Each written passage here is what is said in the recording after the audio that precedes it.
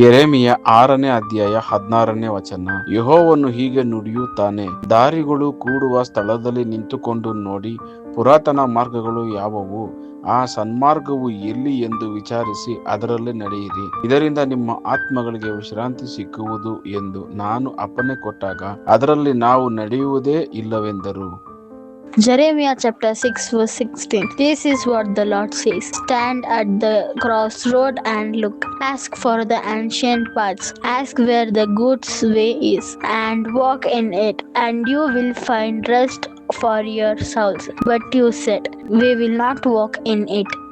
यिर्मयाह अध्याय 6 वचन 16। यहोवा यूं भी कहता है, सड़कों पर खड़े होकर देखो और पूछो कि प्राचीन काल का अच्छा मार्ग कौन सा है, उसी में चलो और तुम अपने अपने मन में चैन पाओगे। पर उन्होंने कहा, हम उस पर न चलेंगे।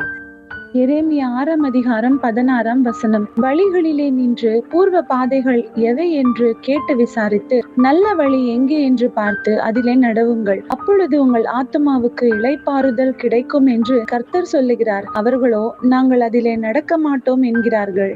యెరెమీయా 6వ అధ్యాయం 16వ వచనం. యెహోవా ఈలాగు సెలవిచ్చుచున్నాడు, మార్గములలో నిలిచి చూడుడి, పురాతన మార్గమును గూర్చి విచారించుడి, మేలు కలుగు మార్గమేది అని అడిగి అందులో నడుచుకునుడి, అప్పుడు మీకు నెమ్మది కలుగును.